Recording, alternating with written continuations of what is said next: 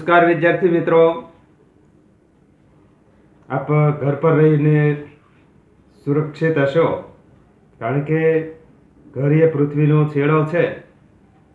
બહાર ગમે ત્યાં તમે હો અને ઘર પર પહોંચો એટલે તમને આશકારો થાય. આપણે 7મો પાઠ હવામાન, આબોહવા અને આ આબોહવા સાથે પ્રાણીઓનું અનુકૂલનની વાત કરી રહ્યા છીએ. અહીંયા આપણા આ પાઠની અંદર પ્રયોગો બહુ ઓછા છે, એટલે જરાય ચિંતા નહીં કરતા કે દિનેશ સર પ્રયોગ કરાવતા નથી. કારણ કે આ પાઠ જ એક પ્રયોગ છે. એ પાઠમાં જે કાંઈ આપણે શીખી રહ્યા છીએ ને એ પોતે જ એક પ્રયોગ છે. કારણ કે એ આપણા રોજિંદા જીવનમાં, રોજબરોજની ઘટનાઓમાં અથવા લાંબા ગાળાની ઘટનાઓમાં કોઈ ને કોઈ રીતે આપણે અહીંયા જે ચર્ચા કરી રહ્યા છીએ ને એ એક યા બીજી રીતે આપણે એનો અનુભવ કરીએ છીએ. પ્રેક્ટિકલ લાઈફની અંદર પણ આપણે એનો ઉપયોગ કરીએ છીએ. તો આ પાઠની અંદર આપણે જે એક સેશન પૂર્ણ કર્યું, આ સેશનમાં આપણે શું શીખ્યા છે એમની જો વાત કરીએ તો આપણે હવામાનની વાત કરતા હતા. આ હવામાન છે એ ભારતીય હવામાન વિભાગ એમની જાહેરાત કરતો હોય છે, રિપોર્ટ આપતો હોય છે. અહેવાલ કોણ રજૂ કરે છે? ભારતીય હવામાન વિભાગ. અને આ હવામાન વિભાગ રેડિયો, ટીવી, ન્યૂઝપેપર એટલે કે સમાચાર પત્રો દ્વારા આપણા સુધી માહિતી પહોંચતી હોય છે. અને હવે આધુનિક સમયમાં તો મોબાઈલ દ્વારા આ માહિતી ઝડપથી આપણા સુધી પહોંચી જતી હોય છે. હવામાન છે એ એક પ્રકારની જટિલ ઘટના છે વિદ્યાર્થી મિત્રો. કારણ કે આજે સવારમાં ઠંડી હોય, બપોરે પાછી ગરમી પડે, સાંજના ગાળે પાછો વરસાદ પડે. આ સમજવું બહુ અઘરું છે વિદ્યાર્થી મિત્રો. શિયાળામાં ઠંડી પડે, ઉનાળામાં ગરમી પડે, ચોમાસું આવે, આખી પ્રક્રિયા સમજો તો તમને ખ્યાલ આવે. 2 દિવસ પછી વાવાઝોડું આવવાનું છે, એની આગાહી કરવી હોય તો કેટલી બધી ડેટા એનાલિસિસ કરવા પડતા હોય છે. ઉપગ્રહો દ્વારા મોકલેલી તસવીર, એમનું એનાલિસિસ થતું હોય, જે તે વિસ્તારનું તાપમાનનું એનાલિસિસ થાય, ભેજના પ્રમાણનું એનાલિસિસ થાય. પછી આ રીતે નિષ્કર્ષ ઉપર પહોંચાતું હોય છે કે કયા વિસ્તારમાં શું થવાનું છે. તો આ હવામાન એ શું છે એમની પણ આપણે વાત કરી હતી કે તાપમાન, ભેજનું પ્રમાણ, વરસાદ, પવનની ઝડપ વગેરેના સંદર્ભમાં રોજબરોજની પરિસ્થિતિ, વાતાવરણની રોજબરોજની પરિસ્થિતિને આપણે તે સ્થળનું હવામાન કહેતા હોઈએ છીએ. તાપમાન, ભેજનું પ્રમાણ, વરસાદ, પવનની ઝડપ વગેરેના સંદર્ભમાં તે સ્થળના વાતાવરણની રોજબરોજની પરિસ્થિતિને આપણે હવામાન કહીએ.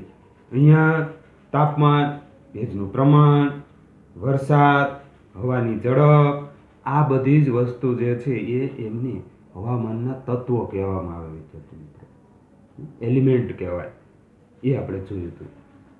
અને પછી વર્ષા માપકની વાત કરી હતી કે વરસાદ માપવા માટે વર્ષા માપક હોય, એ પણ બનાવ્યું હતું આપણે.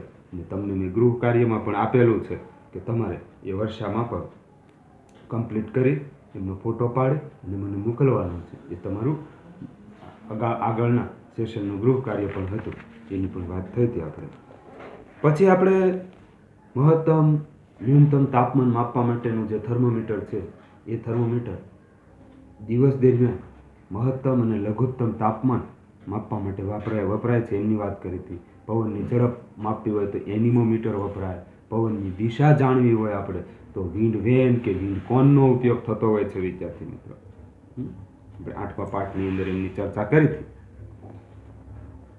પછી હવામાનની અંદર જે ફેરફારો થાય છે એ સૂર્યના કારણે થતા હોય છે. એ પણ આપણે જોયું. કારણ કે સૂર્ય છે ધગધગતો ગોળો છે. ઉર્જાનો મોટામાં મોટો ને અખૂટ સ્ત્રોત જો કોઈ હોય તો સૂર્ય છે. અને એની ગરમી આપણી પૃથ્વી સુધી પહોંચે છે. અને એ ગરમી દ્વારા આપણા પૃથ્વી પરની સપાટી છે, સમુદ્ર પરની સપાટી એટલે કે જળ સપાટી છે, વાતાવરણ છે, એ આ ગરમીને શોષે અથવા એમનું પરાવર્તન કરે.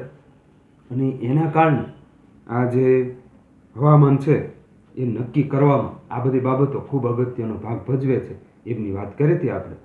અને જે તે સ્થળનું એમના આધારે, સૂર્યની ગરમીના આધારે જ જે તે સ્થળનું હવામાન છે એ અલગ અલગ ડિફરન્ટમાં તમને જોવા મળે. આજે વિદ્યાર્થી મિત્રો આપણે આબોહવાની વાત કરવાના છીએ. આ આબોહવા એટલે કે ક્લાઇમેટ, આ શું છે આપણે એ સમજવું છે. આબોહવા અને બીજું છે આબોહવા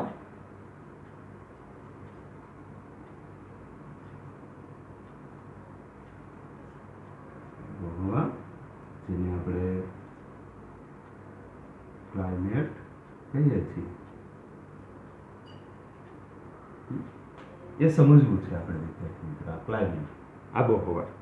તો સામાન્ય રીતે ભારતનો જે હવામાન વિભાગ છે અથવા દરેક દેશનો એક હવામાન વિભાગ હોય, આ હવામાન વિભાગ જે છે એ દરરોજનો અહેવાલ તૈયાર કરે. હવામાનની સ્થિતિ વિશેની માહિતી એ દરરોજ ભેગી કરે, એમનું એનાલિસિસ કરે અને આવો અહેવાલ લાંબા ગાળા સુધી ચાલે. દરરોજનો અહેવાલ ભેગો થાય અને એ વર્ષો સુધી ચાલે. લાંબો ગાળો એટલે વર્ષો સુધીની વાત છે. અને એના દ્વારા એક આખું હવામાનનું માળખું નક્કી કરવામાં એ મદદરૂપ થાય.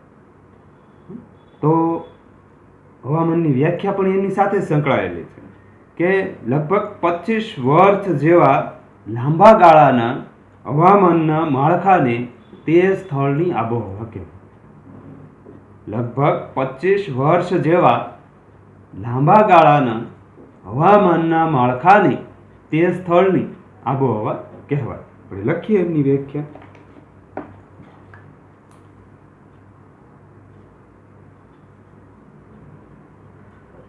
લગભગ 25 વર્ષ જેવા લાંબા ગાળાના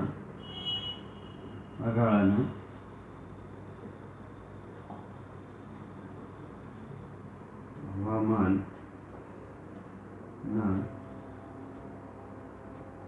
માળખાની તે સ્થળની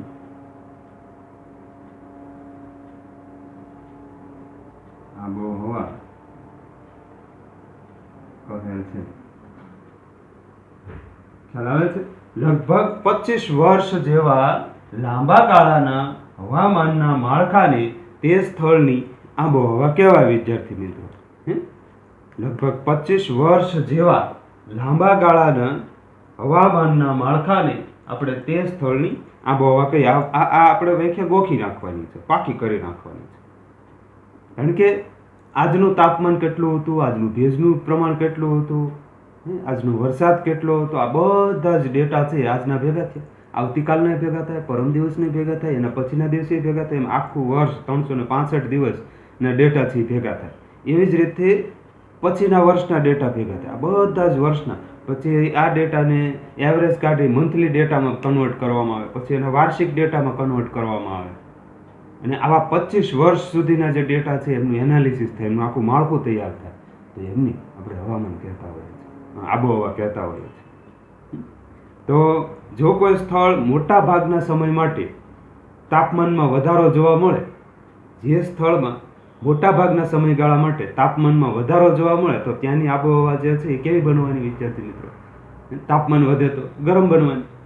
અને જે સ્થળમાં મોટા ભાગના સમયગાળા દરમિયાન વરસાદ વધારે પડતો હોય તો ત્યાંની આબોહવા છે એ ભેજવાળી હોવાની. તો આબોહવા જે છે એ ગરમ પણ હોય, ભેજવાળી પણ હોય અને કેટલાક ધ્રુવીય પ્રદેશો હોય તો ઠંડી પણ હોય. તો આપણે અહીંયા આબોહવાના પ્રકાર જોવા છે અને એ પ્રકાર હું બતાવું એ પહેલાં તમને એક મારે ચાર્ટ બતાવવો છે વિદ્યાર્થી મિત્રો. અહીંયા એક કોષ્ટક આપ્યું છે. અહીંયા વિદ્યાર્થી મિત્રો એક કોષ્ટક બતાવી રહ્યો છું જે જમ્મુ કાશ્મીરની આબોહવાની માહિતી આપી રહ્યું છે. શ્રીનગર અને તિરુવનંતપુરમ એટલે કે કેરાલા જે દક્ષિણ ભારતનો પ્રદેશ છે અને આ ઉત્તર ભારતનો પ્રદેશ કહેવામાં આવે. અહીંયા મહિનો અને જાન્યુઆરીથી ડિસેમ્બર સુધી અહીંયા રોજનું ન્યૂનતમ તાપમાન કેટલું હોય છે જાન્યુઆરીમાં, મહત્તમ તાપમાન કેટલું હોય છે, સરેરાશ વરસાદ કેટલો પડે એ માહિતી આપી છે. તો આપણે એનું એનાલિસિસ કરીએ કે અહીંયા શ્રીનગરની અંદર જાન્યુઆરીમાં જો -2.3 અંશ સેલ્સિયસ જેટલું તાપમાન જતું રહે. જાન્યુઆરીમાં ટૂંકમાં શ્રીનગરમાં ઠંડી પડે અને મહત્તમ તાપમાન જો એ સમયે જાન્યુઆરીમાં 22.7 સુધી તાપમાન પહોંચે. એવી જ રીતથી તમે તિરુવનંતપુરમમાં આવો તો જાન્યુઆરીના મહિનામાં 22.2 સુધી તાપમાન છે એ ન્યૂનતમ હોય અને મહત્તમ તાપમાન છે 31.5 સુધી પહોંચે. અને સરેરાશ વરસાદ જે છે એ તિરુવનંતપુરમમાં જાન્યુઆરી મહિનામાં 23 mm સુધી પહોંચે. આવી જ રીતે તમે દરેક મહિનાની જો માહિતી તમે જુઓ તો ખ્યાલ આવે કે આપણો ગુજરાતનો જે ગાળો છે એમાં મે જૂનમાં સૌથી વધારે ગરમી પડે ત્યારે શ્રીનગરમાં તમે જુઓ એમની સ્થિતિ 10 સુધી તાપમાન છે એ જતું હોય છે અને ન્યૂનતમ તાપમાન 10થી 14ની આજુબાજુ છે મે જૂનમાં.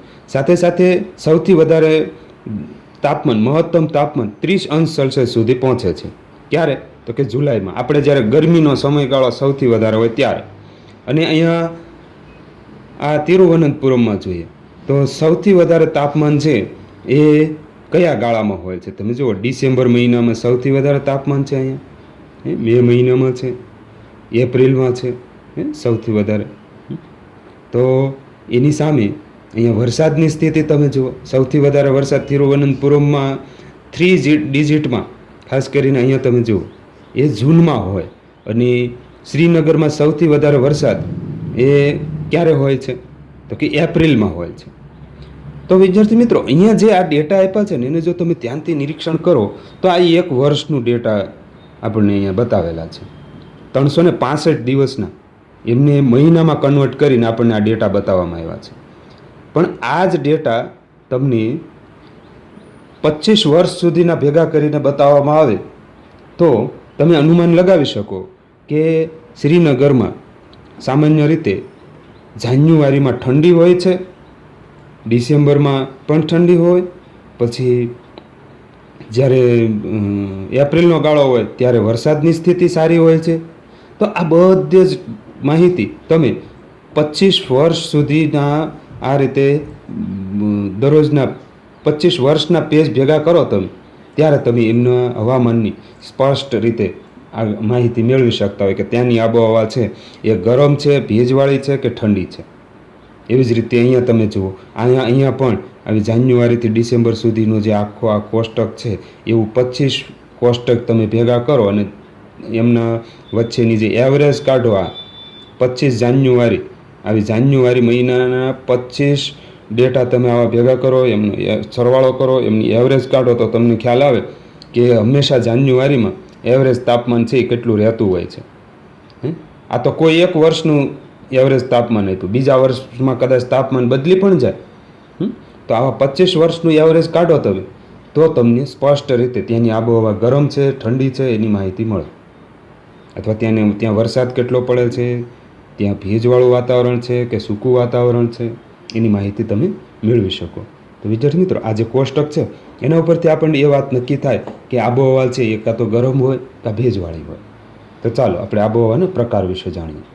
તો વિદ્યાર્થી મિત્રો, અહીંયા આપણે તિરુવનંતપુરમ એટલે કે દક્ષિણ ભારત અને શ્રીનગર એટલે કે ઉત્તર ભારતની અંદર એક વર્ષની અંદર જે મહિના પ્રમાણે એમની હવામાનની સ્થિતિ શું હોય છે એ આપણે જોઈએ. આબોહવાની સ્થિતિ આપણે એમાં વ્યવસ્થિત રીતે જોઈએ અને એમાં મહિના પ્રમાણે કયા મહિનામાં ઠંડી પડે, કયા મહિનામાં ગરમી પડે એની વાત કરીએ. દરેક વિસ્તારમાં પાછું અલગ અલગ આ પોઝિશન બદલી જતી હોય છે બંને વિસ્તારમાં. આવી જ રીતે આખા ભારતમાં આ પરિસ્થિતિ જે છે એ અલગ અલગ હોય છે મહિના પ્રમાણે. તો જે તે વિસ્તારના 25 વર્ષ સુધીના લાંબા ગાળાની હવામાનના માળખાની જે પરિસ્થિતિ છે, સ્થિતિ છે, એમને આપણે આબોહવા કહેતા હોઈએ છીએ. તો આ આબોહવા કેટલા પ્રકારની હોય વિદ્યાર્થી મિત્રો? આવી આબોહવા છે એ 4 પ્રકારની હોય. કઈ કઈ 4 પ્રકારની? તો કે ગરમ અને ભેજવાળી આબોહવા, પહેલું ગરમ અને ભેજવાળી આબોહવા. બીજું છે ખાલી ભેજવાળી આબોહવા, ખાલી ભેજવાળી આબોહવા. પછી ગરમ અને સૂકી આબોહવા, ગરમ અને સૂકી. પછી મધ્યમ, ગરમ અને ભેજવાળી આબોહવા. આવા કુલ 4 પ્રકાર પાડવામાં આવે. આપણે લખીએ પ્રકાર.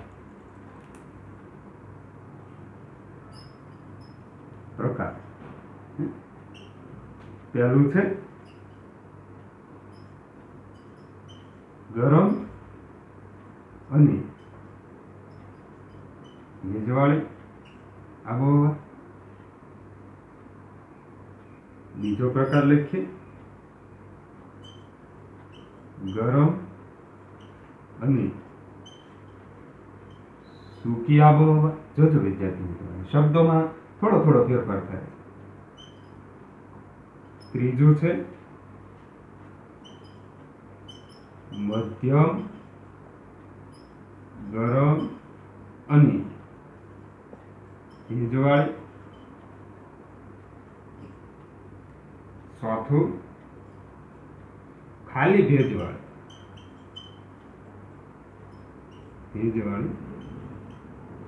આબોહવા. પહેલામાં છે ગરમ અને ભેજવાળી, પછી ગરમ અને સૂકી, પછી મધ્યમ ગરમ અને ભેજવાળી. આ મીડિયમ છે આ બધું, અને આમાં ભેજવાળી આબોહવા. હવે આપણે આ આબોહવા જે છે એ ના આપણે ગરમ આબોહવા અને ભેજવાળી આબોહવા ની ડેફિનેશન આપણે સમજવી છે વિદ્યાર્થી મિત્રો, કે ગરમ અને સૂકી આબોહવા કોને કહેવાય. આ ગરમ અને સૂકી આબોહવા કોને કહેવાય. પછી ગરમ અને ભેજવાળી આબોહવા કોને કહેવાય એમને આપણે સમજવી હોય તો અહીં હું લખીશું વિદ્યાર્થી મિત્રો, કે પહેલું તો ગરમ અને ભેજવાળી આબોહવાની વાત કરીએ, કે કોઈ સ્થળે વર્ષના મોટા ભાગમાં દિવસ દરમિયાન તાપમાન છે એ ઊંચું રહેતું હોય અને ત્યાં મોટા ભાગના દિવસોમાં વરસાદ પડતો હોય. કોઈ સ્થળે દિવસના મોટા ભાગ દરમિયાન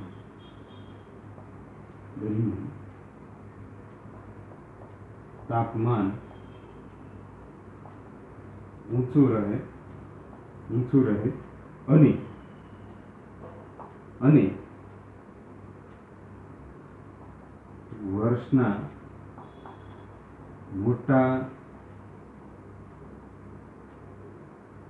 ભાગમાં વરસાદનું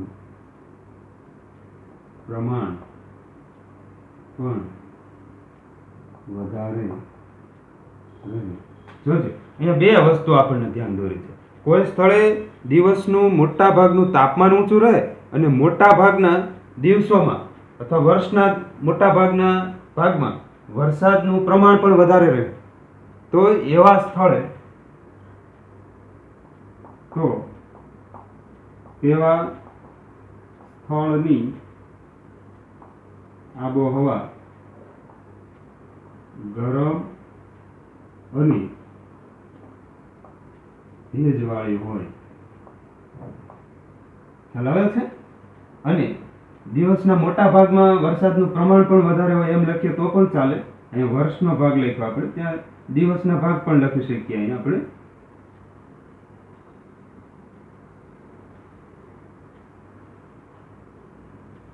દિવસના મોટા ભાગમાં વરસાદનું પ્રમાણ છે પણ એ વધારે રહેતું હોય તો આવા સ્થળની આબોહવા છે એ ગરમ અને ભેજવાળી હોય વિદ્યાર્થી મિત્રો. તો ખાસ કરીને આવી ગરમ અને ભેજવાળી આબોહવા જે છે એ ક્યાં તમને જોવા મળે છે વિદ્યાર્થી મિત્રો, એ તમે નિરીક્ષણ કરી શકો. ગરમ અને ભેજવાળી આબોહવા જે છે એ સામાન્ય રીતે કેરળમાં જોવા મળે. કેરળ, અહીંયા આપણે કેરળ લખી શકીએ, અલગ પેનથી લખીએ જેથી કરીને તમને ખ્યાલ આવે.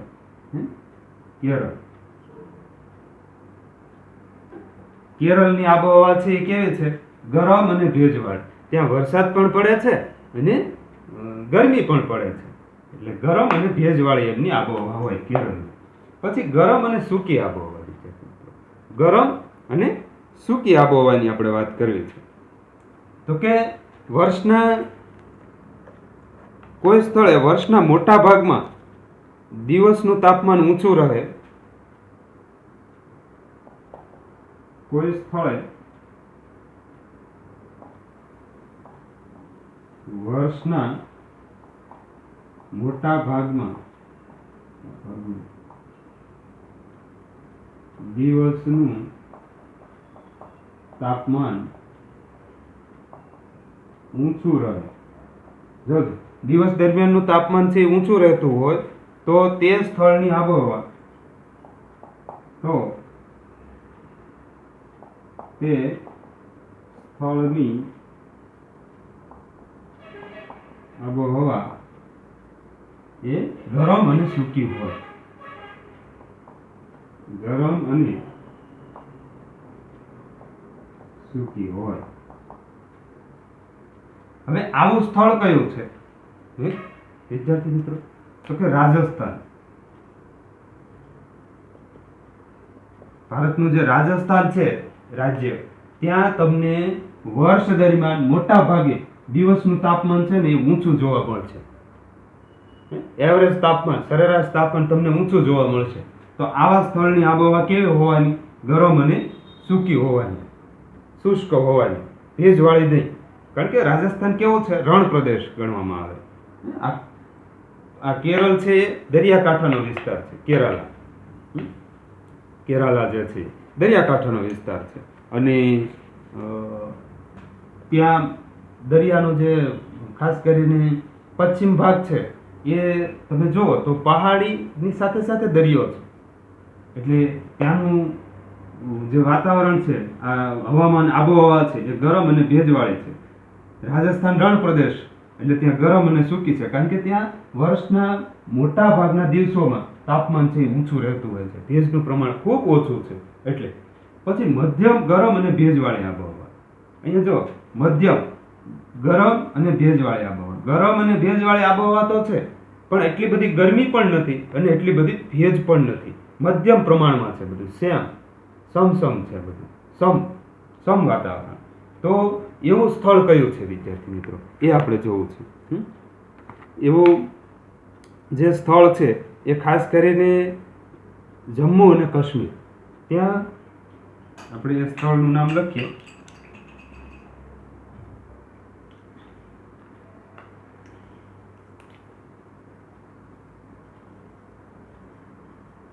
જમ્મુ કાશ્મીર, બરાબર. પછી ભેજવાળી આબોહવા. ભેજવાળી આબોહવા તો સ્વાભાવિક છે કે જ્યાં વર્ષ દરમિયાન કોઈ સ્થળે વર્ષના મોટા ભાગમાં દિવસનું જે તાપમાન છે એના કરતાં દિવસ દરમિયાન ભેજનું પ્રમાણ વધારે રહેતું હોય,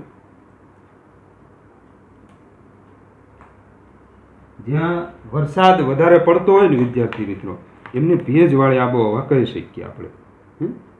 આબોહવા જે છે એ ભેજવાળી ક્યારે કહી શકીએ?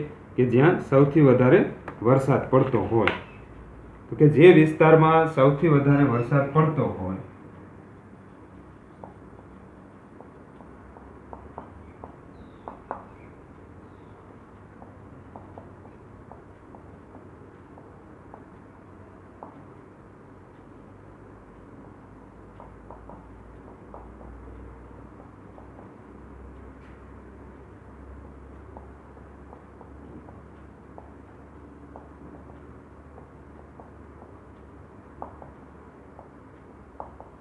દિવસ દરમિયાન, વર્ષ દરમિયાન એમના જે દિવસો છે એ મોટા ભાગે વરસાદની સ્થિતિથી ઘેરાયેલા રહેતા હોય, તો ત્યાંની જે આબોહવા છે ભેજવાળી હોય. જે વિસ્તારમાં વર્ષ દરમિયાનના દિવસોમાં સતત વરસાદની સ્થિતિ રહેતી હોય, તો ત્યાંની આબોહવા કેવી હોવાની વિદ્યાર્થી મિત્રો? ભેજવાળી. ભારતનો જે ખાસ કરીને ઉત્તર પૂર્વનો જે ભાગ છે વિદ્યાર્થી મિત્રો, ઉત્તર પૂર્વનો ભાગ, મેઘાલયનું જે ચેરાપુંજી છે, અસમ છે, તો આ બધા વિસ્તારો જે છે ખાસ કરીને મણિપુર, મેઘાલય, અસમ, આ બધામાં ભેજવાળી આબોહવા છે.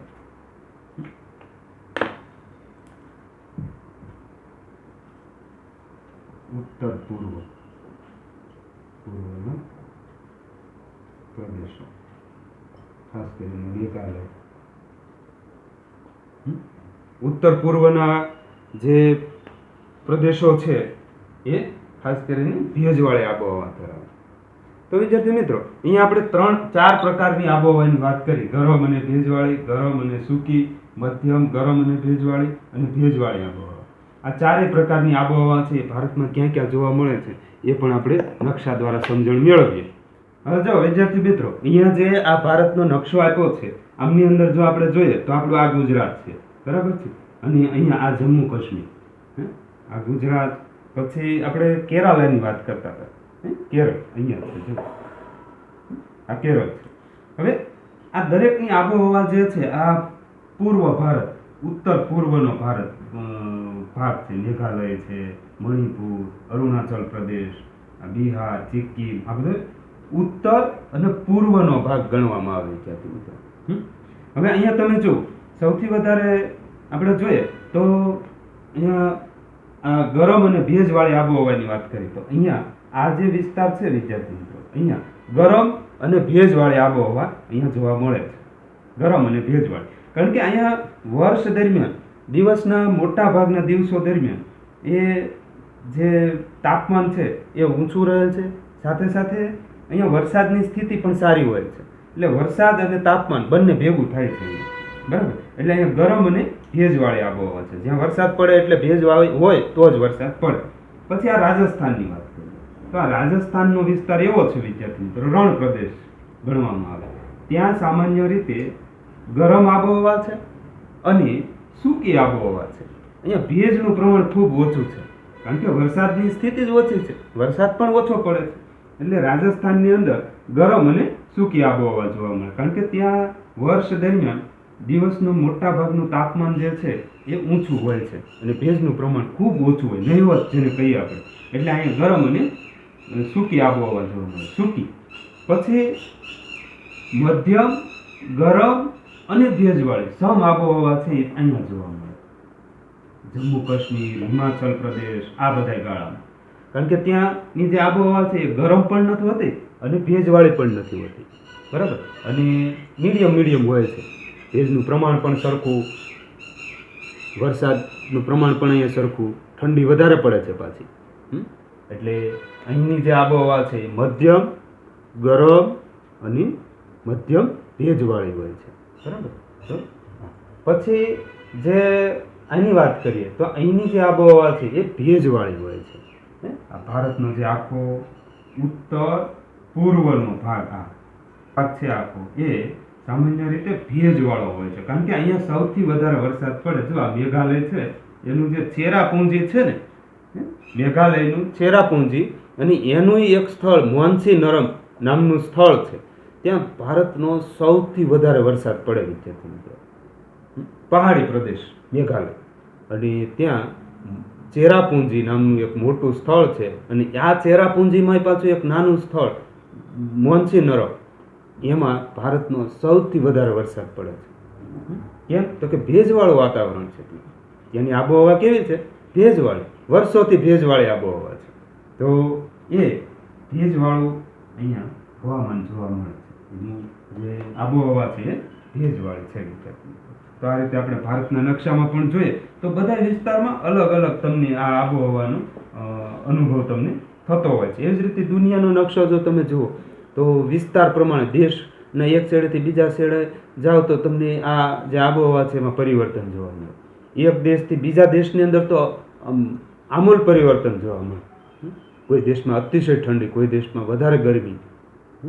તો એ રીતે પણ આપણે એનાલિસિસ કરી શકતા હોઈએ છીએ. અહીંયા આપણે આપણા દેશની વાત કરી. હવે વિદ્યાર્થી મિત્રો, આપણે આ હવામાન અને આબોહવાની વાત કરી, અને એમની સાથે આ પ્રાણીઓનું અનુકૂલન આપણે હવે સમજવું છે.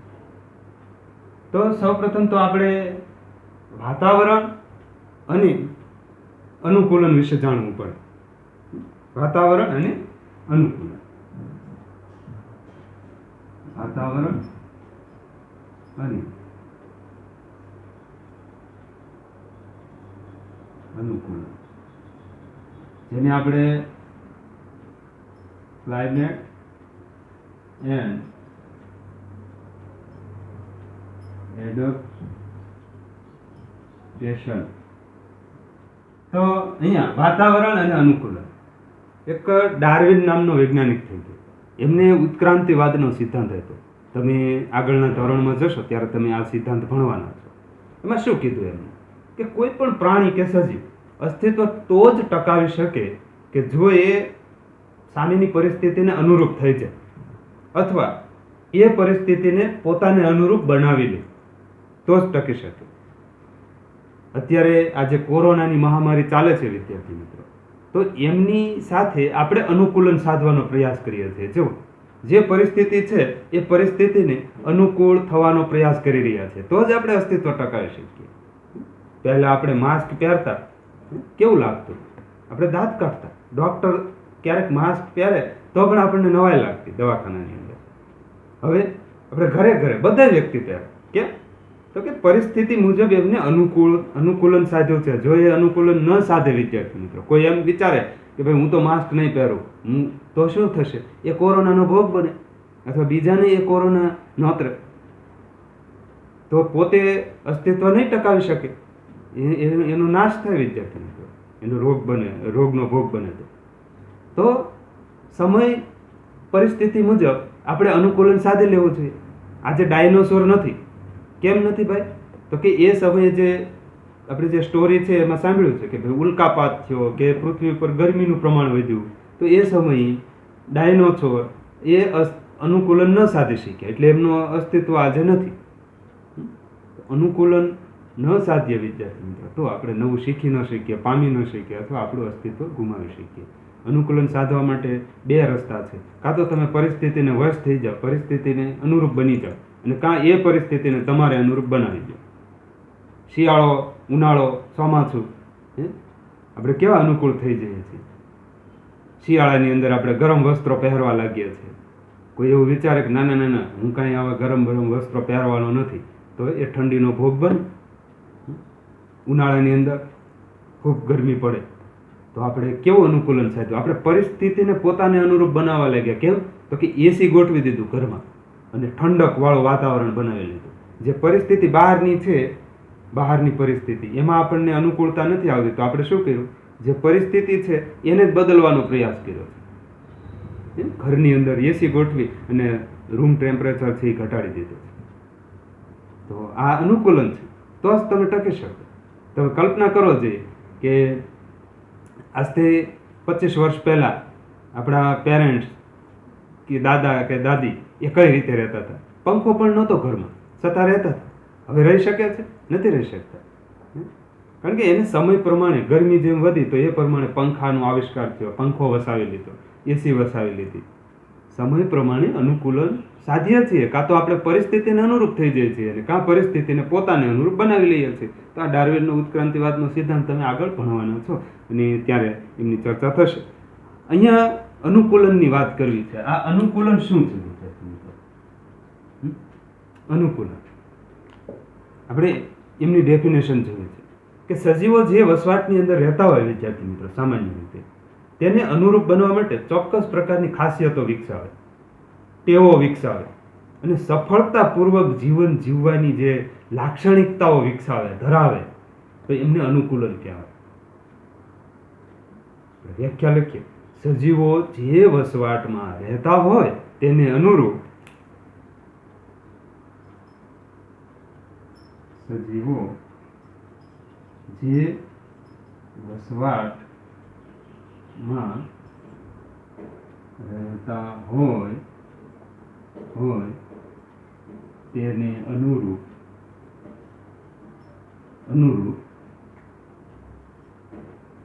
ચોક્કસ પ્રકારની સજીવો જે વસવાટમાં રહેતા હોય તેને અનુરૂપ ચોક્કસ પ્રકારની ખાસિયતો અને ટેવો કેળવી,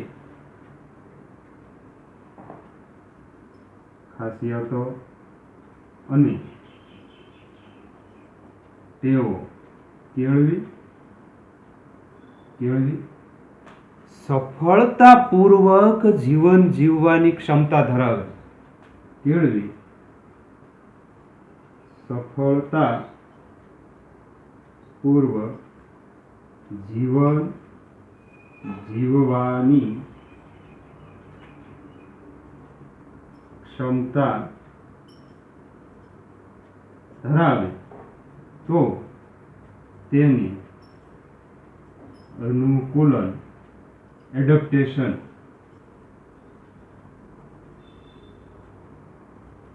એડપ્ટેશન કહેવાય. બહુ જ અગત્યની બાબત છે વિદ્યાર્થી મિત્રો આ અનુકૂલન. કારણ કે આપણા લાઈફસ્ટાઈલમાં પણ આ અનુકૂલનનું ખૂબ મહત્વ છે. મને આ નહીં ફાવે, મને આ નહીં ફાવે, આવું બધું કરતા હોઈએ છીએ. જો નહીં ફાવે તો શું કરશો? અત્યારની જ આ પરિસ્થિતિ જુઓ. સ્કૂલે ભણવું જ મને ફાવશે, મને નહીં ફાવે, હું આ રીતે મોબાઈલમાં નહીં વિડીયો જોઉં, મને આ વિડીયો જોઈને આ રીતે શીખવું મને નથી ગમતું, આવું બધું હું નહીં કરું, તો તમે શું કરશો? તો તમે ભણવામાં પાછળ રહી જાઓ વિદ્યાર્થી મિત્રો. સ્કૂલે નથી જઈ શકતા તો તમે કેવું અનુકૂલન સાધી લીધું? મોબાઈલની અંદર વિડીયો જુઓ છો, સાયન્સના પ્રયોગો જુઓ, દિનેશ્વર ભણાવે એને જુઓ છો અને વિજ્ઞાન શીખો છો. જેમ સ્કૂલે શીખતા હતા એવી જ રીતે પાછા તમે શીખવા લાગ્યા છો. આ અનુકૂલન સાધ્યું તમે વિદ્યાર્થી મિત્રો. ઘણા હજી આ પરિસ્થિતિમાં ટેવાવા માટે સક્ષમ નથી. એ વિચારે છે કે ના ના ના, મોબાઈલમાં તો કંઈ ભણાતું હશે. હા, 100% પરિસ્થિતિ ગંભીર છે જ, પણ આપણે એને અનુકૂલન સાધવા માટે પ્રયાસ તો કરવો જ હશે ને, તો જ શીખી શકશું, નહીં તો બીજા કરતાં પાછળ રહી જઈએ.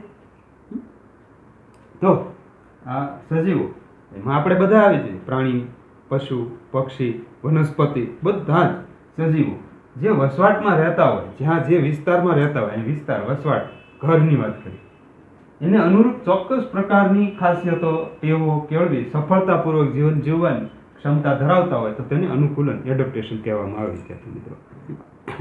આપણે અગાઉના ધોરણની અંદર ખાસ કરીને જે બાબતો શીખ્યા છે એમાં પ્રાણીઓના અનુકૂલનો આપણે જોયા હતા. આ પ્રાણીઓ છે વસવાટના આધારે અનુકૂલનો આપણે એમના જોયા હતા. જેમ કે ઊંટ છે, તો ઊંટ છે એ રણ પ્રદેશની અંદર વસે છે. એમનો વિસ્તાર, વસવાટ, ઊંટ ક્યાં વસે? રણ પ્રદેશમાં. તો રણ પ્રદેશમાં એમની ખાસિયતો કેવી છે? તો કે એના પગની અંદર ગાદી હોય, એમના જે નસકોરા છે એ હવામાનના ભેજને શોષી લે અને એ રીતે એના શરીરને પાણી પૂરું પાડે એ ટાઈપથી કેળવાયેલા હોય. બને એટલું પાણીનું ઉત્સર્જન જે છે એ ઊંટ ઓછું કરે. એમની પીઠ પાછળ એક કુંધ હોય અને એ ચરબીની બનેલી હોય. સંકટ સમય જ્યારે એને લાંબા ગાળા સુધી ખોરાક ન મળે વિદ્યાર્થી મિત્રો, તો ઊંટ જે છે એ શું કરશે?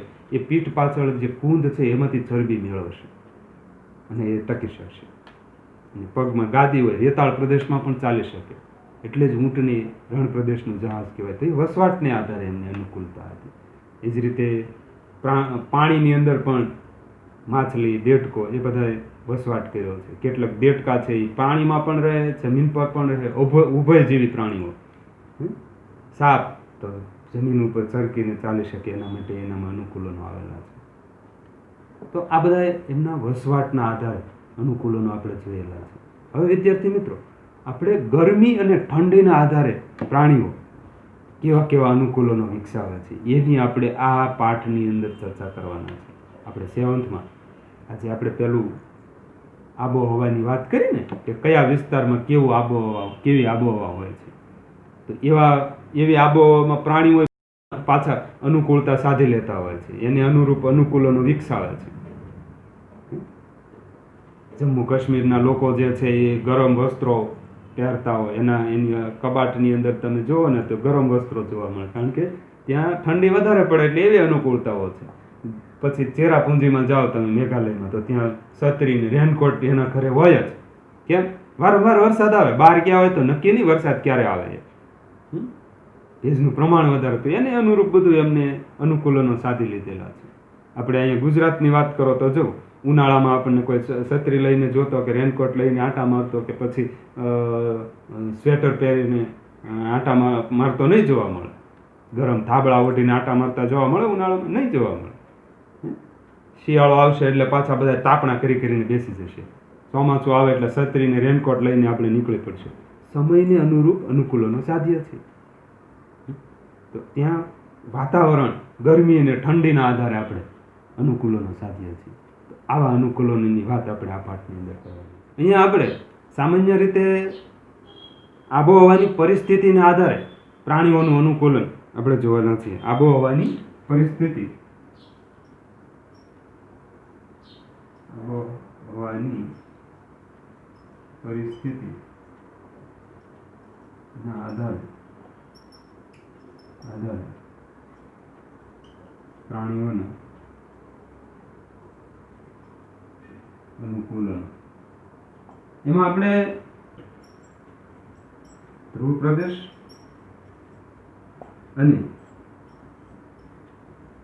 ઉષ્ણ કટિબંધીય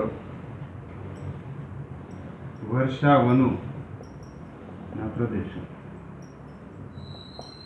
ખ્યાલ આવે? આપણે આમની વાત કરવી છે. તો બાળકો, અહીંયા આ ધ્રુવ પ્રદેશો અને ઉષ્ણકટિબંધીય પ્રદેશો કોને કહેવાય અને એમાં કોનો સમાવેશ થાય એ આપણે જોવું છે. સૌપ્રથમ તો આ ધ્રુવ પ્રદેશ અને પછી આપણે આ ઉષ્ણકટિબંધીય પ્રદેશોની વાત કરીશું. તો આ ધ્રુવ પ્રદેશો કહેવાય કોણ? તો અહીંયા જો મારી પાસે આ ગ્લોબ છે, પૃથ્વીનો ગોળો છે, આ રીતે ફરતો હોય. અહીંયા તમે જુઓ તો આપણું આ ભારત છે. બાકીના દેશો તમે ઓળખો છો, હું નકશામાં બતાવીશ પછી તો. અને આ સૂર્ય છે.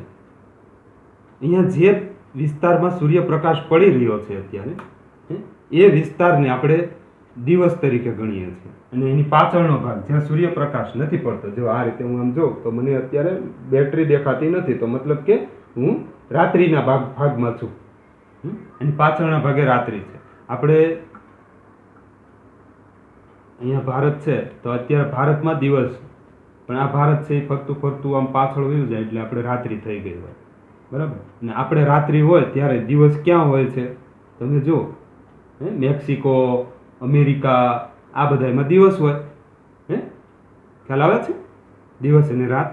સાથે સાથે અહીંયા તમે એક માર્ક કરો વિદ્યાર્થી મિત્રો, આ દિવસનો સૌથી વધારે પ્રકાશ ક્યાં પડી રહ્યો છે? આ વચ્ચેના ભાગમાં. આ વચ્ચેના ભાગમાં કોણ કોણ આવે છે તમે જોજો. પકડીને આ રીતે નથી ફેરવી શકતો. આ દિવસના ભાગમાં કોણ કોણ આવે છે તમે જો, આ ફેરવું ત્યારે તમે જોજો. આપણો દેશ પણ એમાં આવી જાય છે.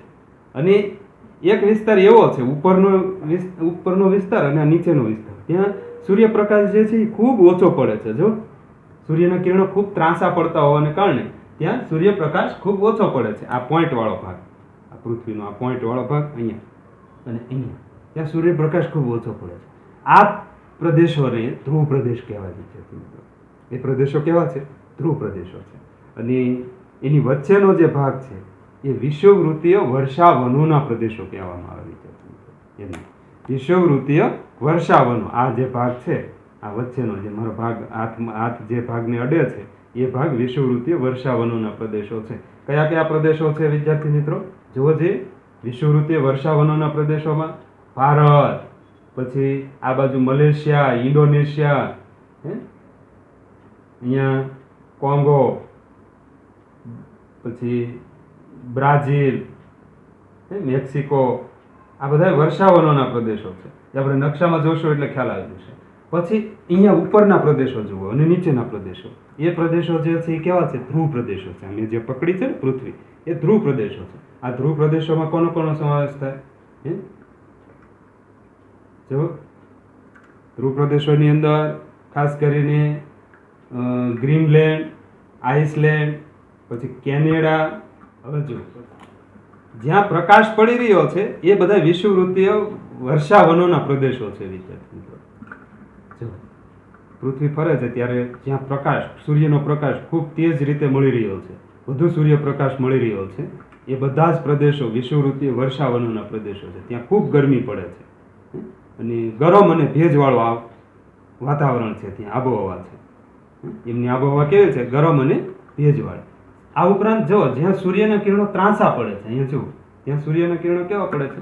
ત્રાંસા, અથવા પહોંચતા જ નથી. આ ધ્રુવ પ્રદેશો, આ બંને ધ્રુવ પ્રદેશોમાં તમે નિરીક્ષણ કરો તો સૂર્યના કિરણો જે છે એ ખૂબ ત્રાંસા પડે છે આ રીતે, અથવા ત્યાં પહોંચતો જ નથી સૂર્યપ્રકાશ. તો એવા પ્રદેશોમાં ખૂબ ઠંડી પડે છે. ધ્રુવીય પ્રદેશોમાં ખૂબ ઠંડી પડે છે. તો આ જે પ્રદેશો છે એ ઉત્તર ધ્રુવ છે અને આ નીચેનો છે એ દક્ષિણ ધ્રુવ છે. આવા પ્રદેશોમાં પુષ્કળ ઠંડી પડે, કારણ કે ત્યાં સૂર્ય છે એ એમના પ્રકાશ ત્યાં મળતો નથી. 6 મહિના સુધી રાત હોય અને 6 મહિના દિવસ હોય. અહીંયા જે નોર્વે છે, ત્યાં નોર્વે નામના દેશની અંદર 6 મહિના સુધી રાત હોય ને 6 મહિના સુધી પછી દિવસ ત્યાં દેખાતો હોય છે.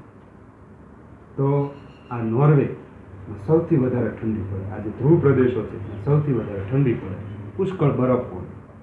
આવા પ્રદેશો કયા કયા છે ધ્રુવ પ્રદેશ? તો કે ધ્રુવ પ્રદેશની અંદર ખાસ કરીને ગ્રીનલેન્ડ છે, આઇસલેન્ડ છે,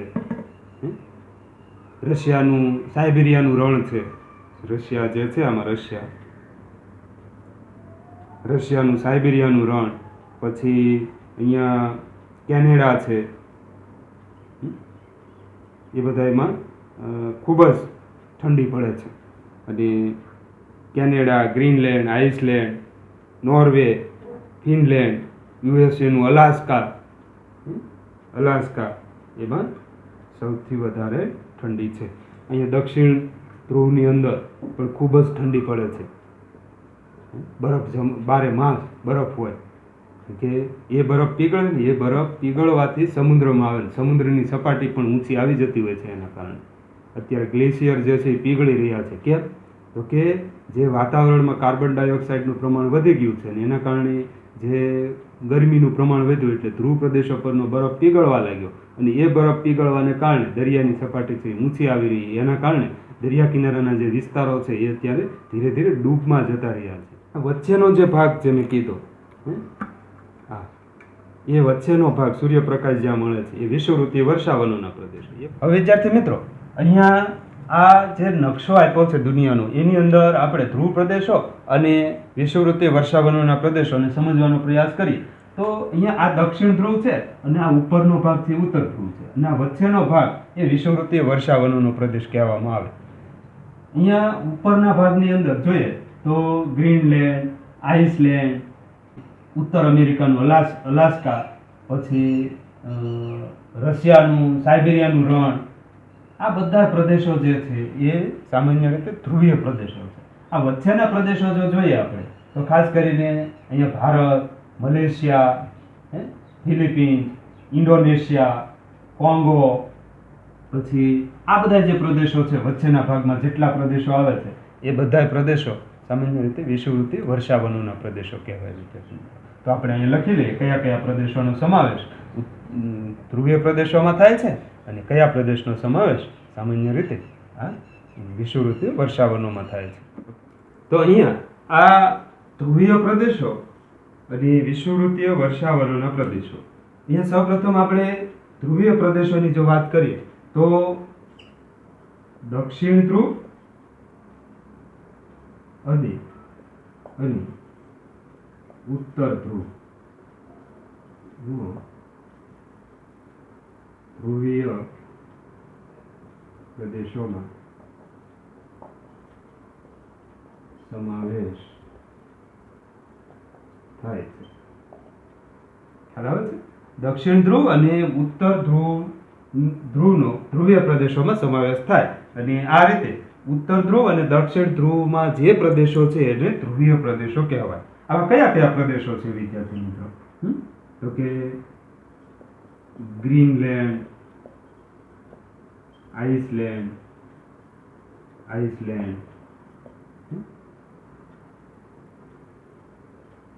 અમેરિકાનું અલાસ્કા,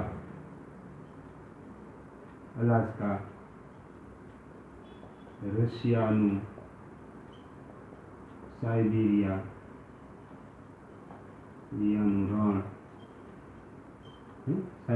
રણ, આ બધા જે છે એ કેવા છે? ઠંડા પ્રદેશો અને ધ્રુવ પ્રદેશની નજીક છે વિદ્યાર્થી મિત્રો. આ ઉપરાંત કેનેડા, નોર્વે,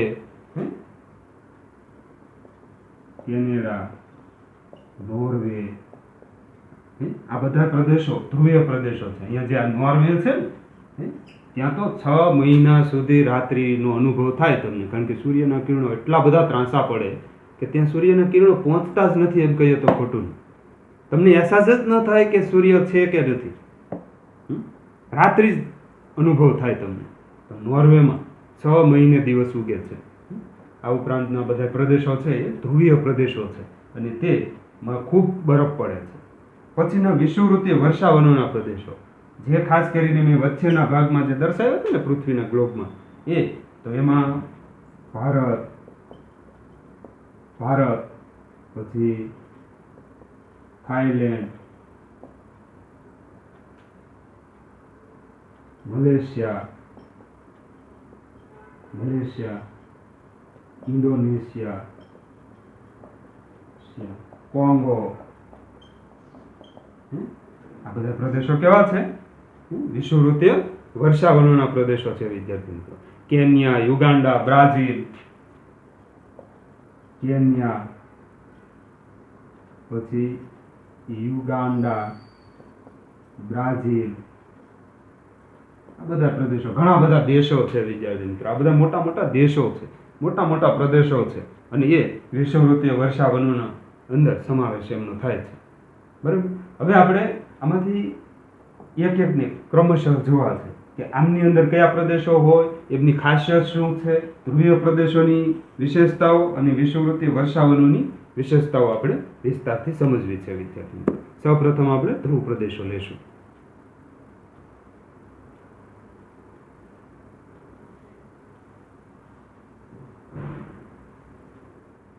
હવે વિદ્યાર્થી મિત્રો, આપણે ધ્રુવીય પ્રદેશની વિશેષતા અને એમાં વસતા પ્રાણીઓ કઈ રીતે અનુકૂલન સાધે છે એમની વાત કરવી. તો સૌપ્રથમ તો આપણે ધ્રુવીય પ્રદેશ કોને કહેવાય એ માહિતી આપણે મેળવી. હવે ધ્રુવીય પ્રદેશની વિશેષતા કઈ કઈ છે? ધ્રુવીય પ્રદેશની વિશેષતા, ધ્રુવીય પ્રદેશની વિશેષતા. તો આ ધ્રુવીય પ્રદેશોની અંદર સામાન્ય રીતે ઉત્તર ધ્રુવ અને દક્ષિણ ધ્રુવનો સમાવેશ થાય છે. પહેલી વાત, ધ્રુવીય પ્રદેશમાં ઉત્તર ધ્રુવ અને દક્ષિણ ધ્રુવ સમાવેશ થાય છે. પહેલી વાત, શું? ઉત્તર ધ્રુવ અને દક્ષિણ ધ્રુવનો સમાવેશ થાય છે, તો એમને ધ્રુવીય પ્રદેશો કહેવાય. પછી આ ધ્રુવીય પ્રદેશોમાં 12 માસ બરફ પડે છે, કારણ કે ત્યાં 6 મહિના સુધી સૂરજ આથમતો નથી અને બાકીના 6 મહિના સુધી સૂરજ ઉગતો નથી. અહીં 6 મહિના સુધી સૂરજ આથમતો નથી અને બાકીના 6 મહિના સુધી સૂરજ ઉગતો નથી. ખ્યાલ આવે છે? 6 મહિનાની રાત્રિ અને 6 મહિનાનો દિવસ. માટે અહીં પુષ્કળ ઠંડી પડે છે. પહેલી વાત, ધ્રુવીય પ્રદેશોમાં પુષ્કળ ઠંડી પડે. એનો મોટા ભાગનો વિસ્તાર છે એ બરફથી આચ્છાદિત હોય, બરફથી છવાયેલો રહે છે. મોટા ભાગનો વિસ્તાર બરફથી છવાયેલો રહે છે. સૌથી મોટી જો એની કોઈ ખાસિયત હોય તો એ સામાન્ય રીતે બરફથી એમનો વિસ્તાર છે આખો છવાયેલો હોય છે. શિયાળાની ઋતુની અંદર જો અહીંયા જોઈએ ને આપણે, શિયાળાની ઋતુમાં -37° સુધી તાપમાન જતું રહે વિદ્યાર્થી મિત્રો. -37° તાપમાન થઈ જાય છે. આપણું સામાન્ય શરીરનું તાપમાન કેટલું હોય છે? 37°C હોય. આ તો માઇનસમાં જતું રહ્યું, આનાથી વિરોધમાં જતું રહ્યું. આપણે તો જીવિત ન શકીએ. આપણે 37°C તાપમાનમાં હોય એ માઇનસમાં જતું રહ્યું. 0 થી લઈને 1 2 3 4 એમ કરીને 37 અને 0 થી પાછું 37 નીચે, એટલે એ તાપમાન આપણા માટે અસહ્ય હોય, જીવિત ન શકીએ. પછીની જો વાત કરીએ તો એમાં પ્રાણીઓ કયા કયા હોય વિદ્યાર્થી મિત્રો? આપણે પ્રદેશોની તો વાત કરી હતી, પ્રાણીઓ કયા કયા હોય ધ્રુવીય પ્રદેશોની અંદર? ધ્રુવીય પ્રદેશોની અંદર ખાસ કરીને સફેદ રીંછ, ધ્રુવીય રીંછ જેને કહેવામાં આવે, પેગ્વિન જોવા મળે ત્યાં, સીલ જોવા મળે, રેન્ડિયર જોવા મળે, વહેલ જોવા મળે, કસ્તુરી મૃગ જોવા મળે તમને, બળદ જોવા મળે, શિયાળ જોવા મળે. આવા બધા પ્રાણીઓ જે છે એ તમને ત્યાં જોવા મળતા હોય છે. એની વાત કરીએ આપણે ત્યાં. ધ્રુવીય રીંછ, પછી પેગ્વિન, કસ્તુરી મૃગ, શિયાળ, કસ્તુરી મૃગ, શિયાળ, બળદ, આ બધા પ્રાણીઓ તમને ત્યાં સીધી રીતે જોવા મળી જતા હોય. વહેલ માછલી જોવા મળે તમને ત્યાં. અને સાઇબેરિયન ક્રેન એ પણ ક્યાંનું પ્રાણી છે? ધ્રુવીય પ્રદેશનું છે. માછલી, વહેલ માછલી આપણે લખીશું એટલે ખ્યાલ આવે તમને. વહેલ માછલીની અંદર કોણ કે વહેલ. Siberian crane,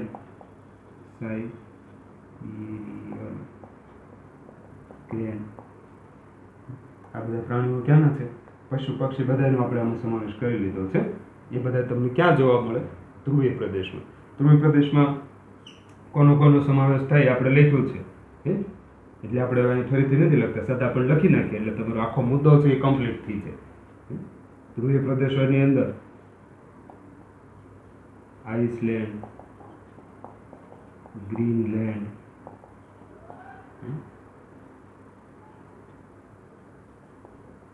રશિયાનું,